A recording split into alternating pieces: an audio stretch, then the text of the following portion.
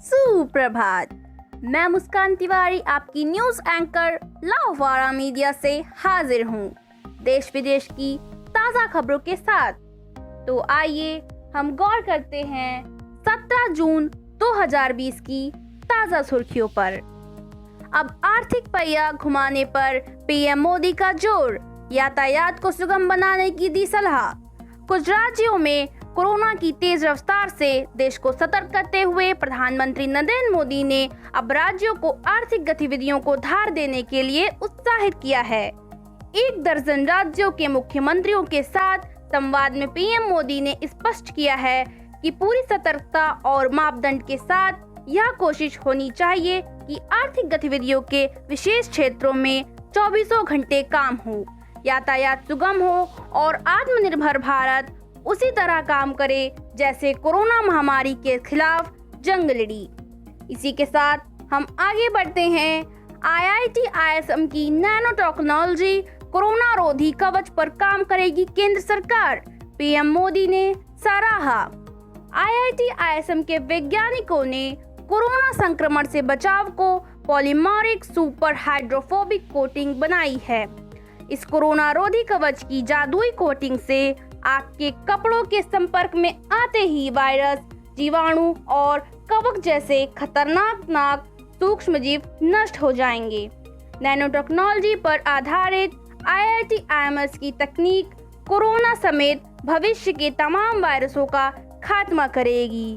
यह हमारी और पूरी दुनिया के लिए काफी सुखद भरी खबर है। इसी के साथ हम आगे बढ़ते हैं।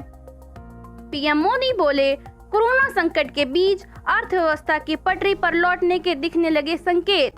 देश में कोरोना वायरस की स्थिति को लेकर प्रधानमंत्री नरेंद्र मोदी आज 21 राज्यों और केंद्र शासित प्रदेशों के मुख्यमंत्रियों, उपराज्यपाल और शीर्ष अधिकारियों से बातचीत की है।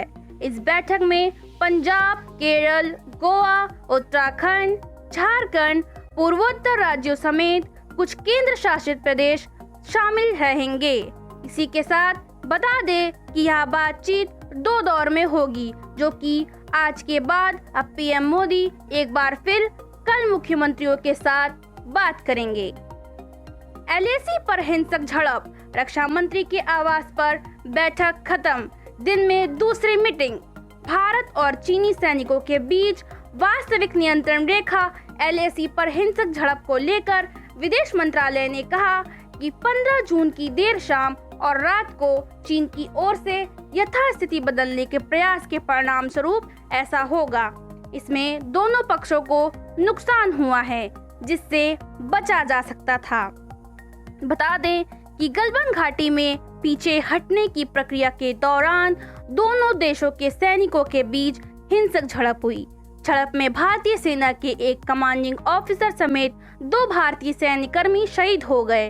वहीं दूसरी तरफ चीनी सेना के भी 5 सैनिकों के मारे जाने और 11 जवानों के गंभीर तौर पर घायल होने की सूचना। इसी के साथ हम आगे ताज़ा खबरों की तरफ बढ़ते हैं। संयुक्त राष्ट्र मानव अधिकार परिषद में पाकिस्तान को दिखाया आईना, बलूचों और पश्तूनों पर भारत ने घेरा।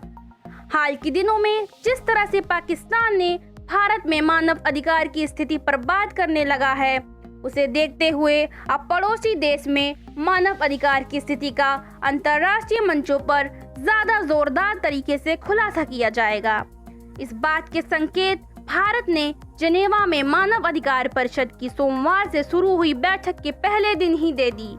भारतीय प्रतिनिधि ने अपने भाषण में पाकिस्तान में पश्तूनों, बलूचों व हजार समुदायों के लोगों की बदहाल स्थिति का खुलासा कर पाकिस्तान को आईना तो दिखाया ही, साथ ही वहां अल्पसंख्यकों को कानूनी तौर पर जिस तरह से प्रताड़ित किया जा रहा है। इसी के साथ हम आगे बढ़ते हैं। सोने की कीमतों के भारी उछाल, चांदी में भी जबरदस्त तेजी, जानिए भाव। सोने चांदी की कीमतों में मंगलवार को भारी उछाल दर्ज किया गया है। मंगलवार को सोने के हाजिर भाव में 761 रुपए की तेजी आई है। इस तेजी से मंगलवार को दिल्ली में सोने का भाव 48,414 रुपए ही प्रति 10 ग्राम पर आ गया है।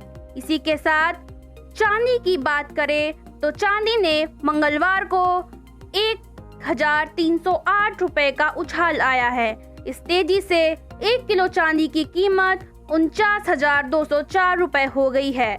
गौरतलब है कि चांदी सोमवार को 47,896 रुपए प्रति किलोग्राम के भाव पर बंद हुई थी।